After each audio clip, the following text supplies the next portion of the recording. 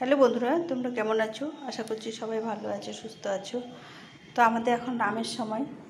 আমের তো অনেক কিছু খেলাম, কাঁচা আম থেকে শুরু করে কাঁচা আমের চাটনি, তারপরে কত কি খেলাম, আচার, তারপরে কাঁচা আম থেকে পাকা আম হলো, সেটাও আমরা খেলাম।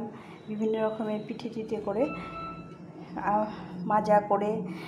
তো আজকে আমি এখানে দুটো আম নিয়েছি, পাকা আম নিয়েছি। তো এই আমগুলো আজকে একটু একটা পিঠে মতো বানাবো।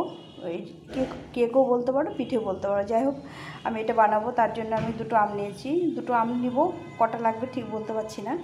তো তোমরা ভিডিওটা সম্পূর্ণ দেখার চেষ্টা করো, ভালো লাগবে। আর খুব সুন্দর একটা রেসিপি, যেটা আমরা খুব হেলদি হবে, আর যেটা আমরা সবাই খেতে পারি, বাচ্চা থেকে বুড়ো পর্যন্ত সবাই খেতে পারবো, সেরকম একটা হেলদি রেসিপি। কোনো তেল থাকবে না। তো এই রেসিপিটা আজকে বানাবো, সেটাই তোমাদের সঙ্গে শেয়ার করছি। তোমরা সঙ্গে থাকো, আর ভিডিওটা ভালো লাগলে লাইক কমেন্ট শেয়ার করে পাশে থেকো। তো আমি আমগুলোকে ছুলে নেব। প্রথমে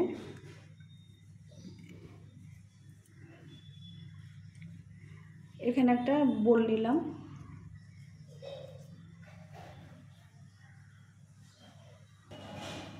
এখানে একটা আম ছুলে নিয়েছি। দেখো আমটা ছুলে নিয়েছি, তোমাদের দেখালাম। এই আমটাকে ভালো করে ম্যাশ করে নিতে হবে,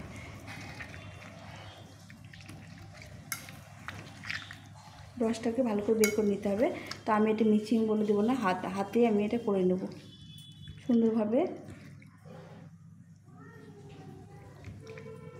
ম্যাশ করে নেব এটাকে।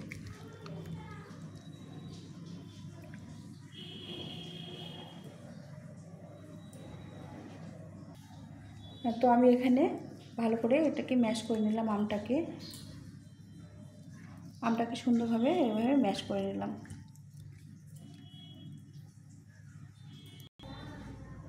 তো এখানে একটা বোল নিয়েছি, এখানে আমি নেব প্রথমে। এখানে আটা নিয়েছি এক বাটি মতো, একদম পুরো এক বাটি আটা নিয়েছি। এইভাবে মিডিয়াম একটা বাটি দিয়ে এক বাটি আটা নিলাম। আর একটু এক বাটি একটু কম ময়দা নিলাম, চালের গুঁড়ো নিলাম। তো এই চালের গুঁড়োর সঙ্গে আমি দিয়ে দেবো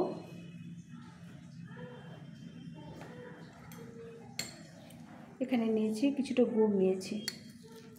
এটা একটা ভালো গুড়, দানা গুড়ি নিয়েছি। তো আমি গুড়টা নিয়ে নিলাম এর মধ্যে। এর মধ্যে দেবো 1 চিমটি লবণ। এই লবণটা দিলে ব্যালেন্সটা ভালো হবে, মিষ্টির যে স্বাদটা সেটা ভালো পাওয়া যাবে। আর এর সঙ্গে নেব আমি 1 প্যাকেট গুঁড়ো দুধ, এটা আমুলের গুঁড়ো দুধ। এখন এই দুধটাকে দিয়ে দেবো। গুঁড়ো দুধ এখানে নিয়েছি 1 প্যাকেট মতো আমুলের। দুধটা তোমরা চাইলে দিতে পারো, না চাইলে না দিতে পারো। এটা আমার একটু স্বাদ বাড়ানোর জন্য এই দুধটা দিলাম। তো এটা সবগুলোকে ভালো করে মেখে নিতে হবে। প্রথমে একটু এইভাবে আটা ময়দাটাকে মেখে নেব। বারবার ময়দা বলছি, এটা চালের গুঁড়ো দিয়েছি। চালের গুঁড়ো আর আটাটাকে ভালো করে মেখে নেব। সকালে ব্রেকফাস্ট বা বিকেলে টিফিন বা কেক হিসেবেও তোমরা এটা খেতে পারো। সুন্দর একটা খাবার তৈরি হয়। তো আমি এটাকে ভালো করে মিশিয়ে নিলাম। এখন আমি এর মধ্যে দেবো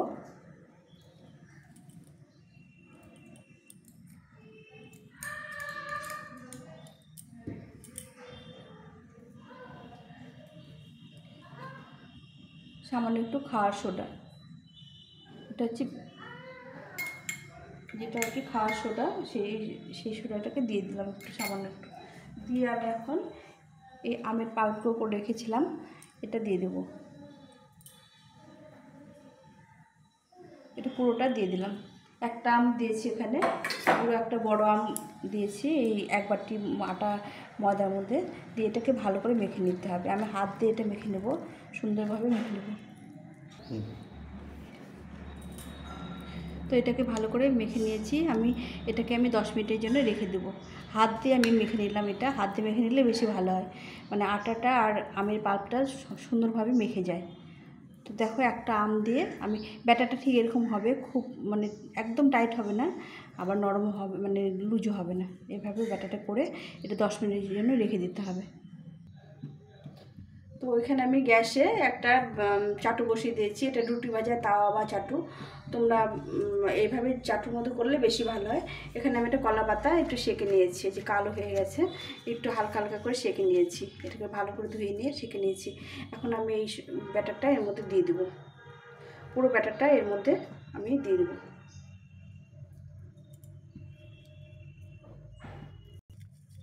তো আমি এরকম করে ব্যাটারটা দিয়ে দিলাম।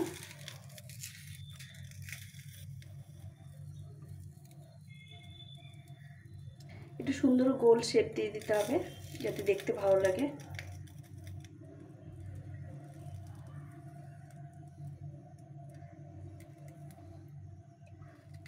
এটা এইভাবে দিয়ে এখন আমি এরকম আরেকটা কলাপাতা নিয়েছি, এটা দিয়ে এটাকে ঢেকে দেবো।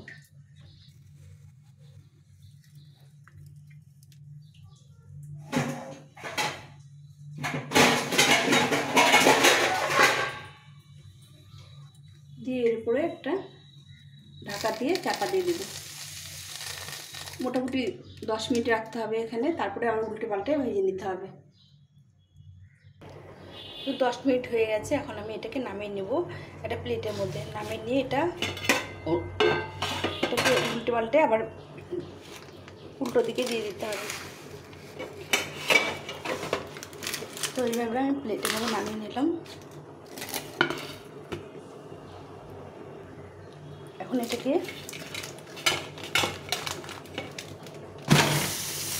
এরকম করে উল্টে দিয়ে আবার দিয়ে দিতে হবে।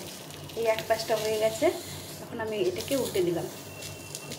দ্বিতীয় পাশটা হবে, একটু ঢাকা দিয়ে দিতে হবে আর একদম হিটটা কমিয়ে দিতে হবে। তো এদিকে আমার 10 মিনিট হয়ে গেছে, ওইদিকে 10 মিনিট দেখো পুড়ে গেছে কলা পাতাটা, তার মানে এটা হয়ে গেছে। দেখো কত সুন্দর হবে, এই দেখো কত লোভনীয় একটা পিঠে হয়েছে, সুন্দর। দেখো কত সুন্দর হয়েছে, ওই সাইডটাও এই কতটা ফুলে গেছে। তো এখানে আমি এখন চামচ দিয়ে একটু দেখবো যে এটা হয়েছে কিনা। তো এই চামচে টুথপিক না দিয়ে এই চামচ দিয়ে আমি দেখে নেব যে এটা এত গায়ে লাগছে না, লেগে যাচ্ছে না। এই যে একদম গায়ে লেগে যায়নি। তো এটা এখন হয়ে গেছে। আর এই পোড়া পোড়া না হলে না এটা খেতে ভালো লাগে না, একটু পুড়িয়ে নিতে হয়। এই কলা পাতা সহজে পুড়িয়ে নিলে এটা খেতে ভালো লাগে। তো এই পাশে পুড়িয়ে গেছে, হয়তো ওই পাশে পুড়িয়ে গেছে, ওই পাশটা হয়ে গেছে। এখন আমি এটা নামিয়ে নেব। দেখো কতটা লোভনীয় হয়েছে। তো বন্ধুরা খুব সহজে দেখো, একদম সহজ পদ্ধতিতে আর সহজ কিছু অল্প কিছু উপকরণ দিয়ে এত সুন্দর একটা পিঠে বানিয়ে খাওয়া যায়। এটা বাচ্চা থেকে বড়রা সবাই খেতে ভালোবাসবে, খেতে চাইবে, আর খেতেও খাওয়া উপকার। এটা একদম হেলদি, কোনো তেল কিছু নেই। আর শুধু একটু চালের গুঁড়ো, আটা আর দুধ, আর তোমরা তো দেখলেই দুধ দিয়ে আমি আর একটু গুড় দিয়ে এটা করেছি। তো তোমরা চাইলে গুড়টা না দিতে পারো, আমের পাল্প দিয়ে মিষ্টি হয়ে যায়, একটু গুড় দিলে ভালো লাগে আর কি। আর একটু নুন দিলে মিষ্টি ব্যালেন্সটা ভালো রাখে। তো এটা হয়ে গেছে, আমি গ্যাসের ফ্লেম অফ করে দিয়ে এটা নামিয়ে নিব।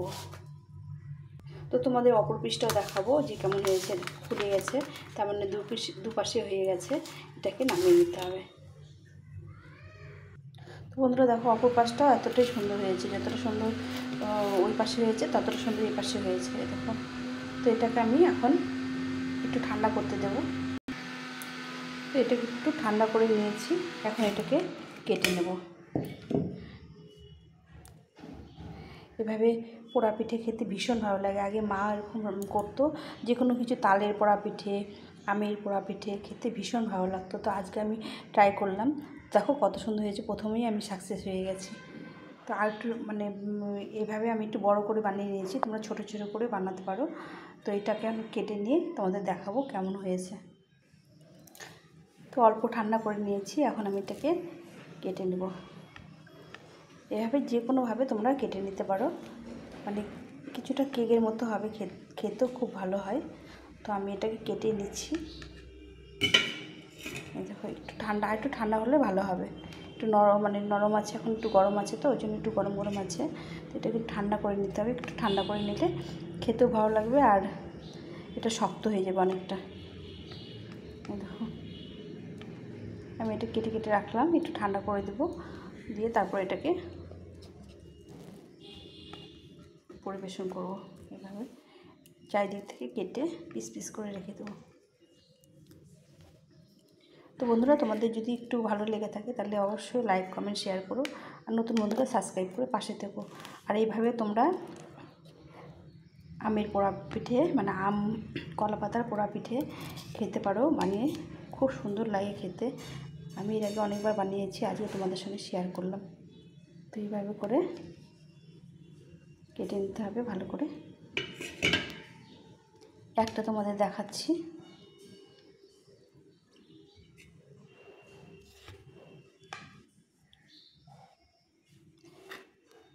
এটা একটু ঠান্ডা করতে হবে, ঠান্ডা করে খেলে বেশি ভালো লাগবে। গরম আছে ওই জন্য একটু নরম নরম লাগছে। ঠান্ডা আমি এর আগে বানিয়ে খেয়েছি, যার জন্য তোমাদের সঙ্গে শেয়ার করলাম। তো এভাবে করে এই দেখো, ভেতরে একটু নরম আছে, এটা ঠান্ডা হয়ে যাবে আস্তে আস্তে। তো কেমন লাগলো আজকে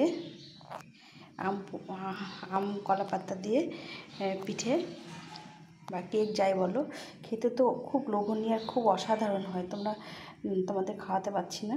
এই দেখো একটু শক্ত হবে, একদম গরম আছে এখন, যার জন্য একটু নরম আছে।